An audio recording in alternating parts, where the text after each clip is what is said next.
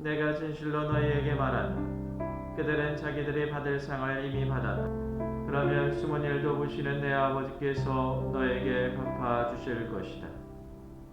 주님의 말씀입니다. 참여예수님, 오늘은 사순시기의 시작인 제2수요일입니다. 이제부터 사순시기가 시작이 되어 40일 동안 예수 그리스도의 부활을 생각하면서 과연 내가 어떻게 살아야 되는지 반성하고 회개하고 돌아가는 삶을 시작하는 시간입니다. 이날 특별하게 여러분들 제를 받는 예식을 지속적으로 교회는 전통적으로 해왔죠.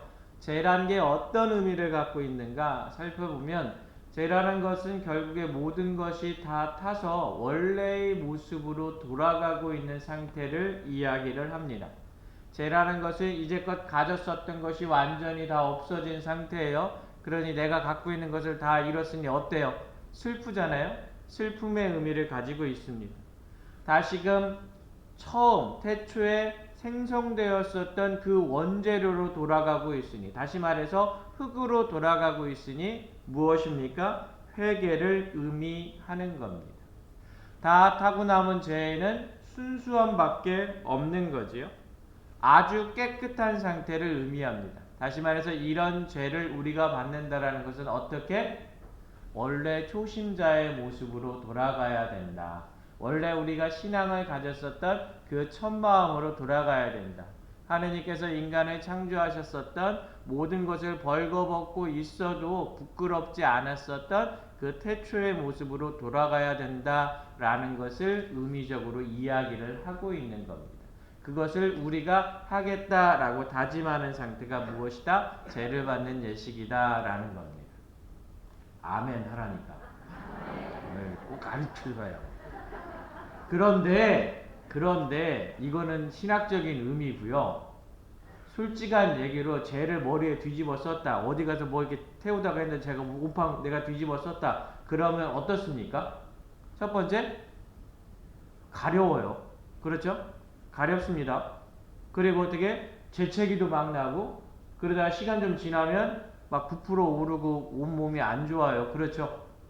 그런 죄를 우리 몸에 받는다라는 건 결국 뭐냐면 고통이 들어온다라는 얘기예요. 다시 말해서 신앙 안에서 죄를 받는다는 의미를 다시 한번 해석해보면 내가 그 고통을 선택한다라는 의미가 있어요. 근데 신앙 안에서의 고통이 대단히 중요해요, 여러분들. 여러분들이 신앙을 지속적으로 유지할 수 있는 가장 큰 원동력은 무엇이냐면 신앙 안에서의 고통이에요. 아닌 것 같으세요? 어린아이가 여러분들 이제 처음 이제 걸음마를 시작을 하려고 했을 때 하루에 얼마 정도 걷냐면 700m 정도를 걷는다라고 이야기를 합니다. 발걸음으로 하면 한 2400보 정도를 딛는데요. 그런데 그 아이가 처음으로 걷기 시작했을 때 1시간 동안 넘어지는 횟수를 사람들이 세보니까 17번 정도 넘어진대요. 그러면 17번 넘어졌다고 해서 안 일어나면 그 아이가 걸을 수 있겠습니까? 없겠습니까? 대답 좀 해봐요. 있어요? 없어요? 없어요. 그런데 그 아이는 포기하지 않아요. 넘어지면 일어나고 넘어지면 일어납니다. 그런 어린아이와 마찬가지로 우리는 어떻습니까? 인생에 있어서 고통과 시련들이 막 다가오잖아요. 그렇죠? 그러면 그때마다 나는 원래 이랬어. 이번 생은 여기까지야. 이러고 끝나요?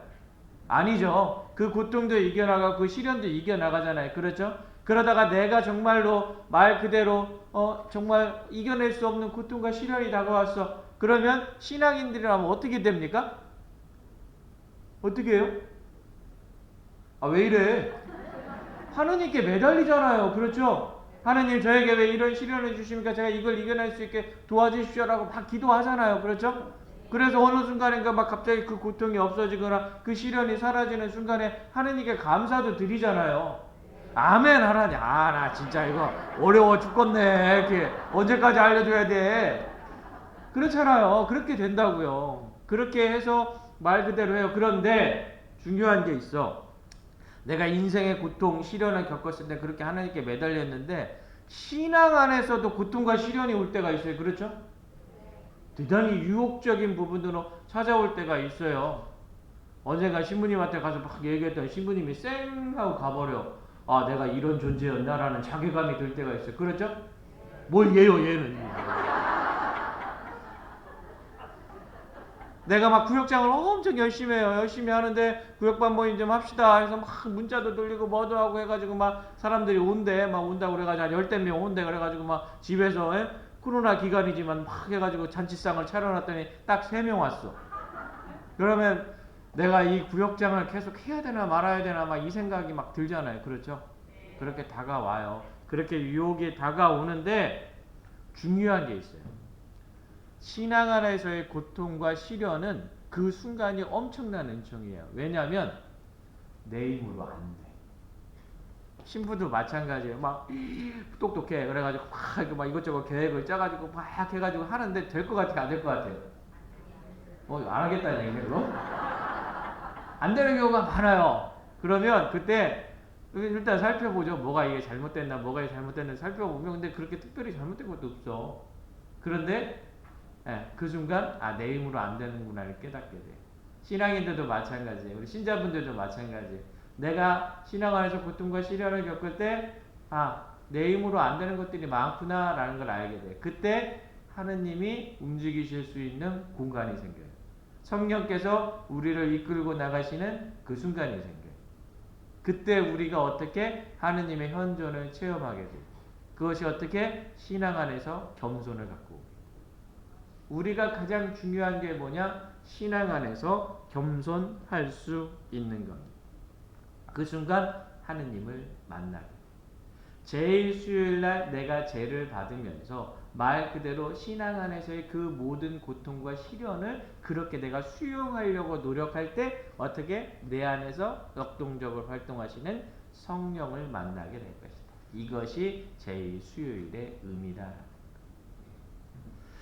겸손에 대해서 제가 늘 항상 마음속에 간직하고 있는 것이 하나 있는데 어떤 30년 된 교리교사의 인터뷰 내용이 있어요. 5년 동안 교리교사 생활을 딱 했더니 보좌 신부님한테 의견을 드릴 수 있다라는 거예요. 10년을 딱 했더니 이제 보좌 신부님이 무슨 얘기를 하는지 알아듣겠더라는 거예요. 한 20년 했더니 보좌 신부님한테 물어보지 않아도 보좌 신부님이 어떤 걸 이야기할지를 다 알겠더라는 거예요.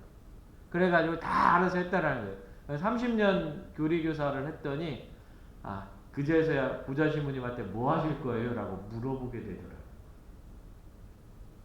내가 조금 무언가를 한다라고 했었을 때 말 그대로 교만에 차서 마치 그것을 다 할 수 있는 것처럼 생각하는데 어느 순간인가 진정 겸손한 신앙인이 되었을 때는 하느님께 모든 것을 내어 맡기는 부분이 될 수 있지 않을까.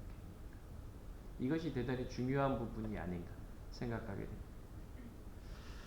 제 수요일입니다. 이제 곧 죄를 받는 예식을 할 거죠. 이제 여러분들이 선택하셔야 돼요. 죄를 머리에 뿌리고 이마에 새카맣게 칠하고 적어도 집에 갈 때까지 내가 그 모습을 유지하고 갈 것이냐, 죄를 받았더니 옆으로 돌아서자마자 이러고 갈 것이냐는 여러분들이 선택할 부분입니다. 무엇을 선택하시겠습니까? 여러분들 스스로 결정하시는 시간들 되시길 부탁드립니다. 잠시 묵상하겠습니다.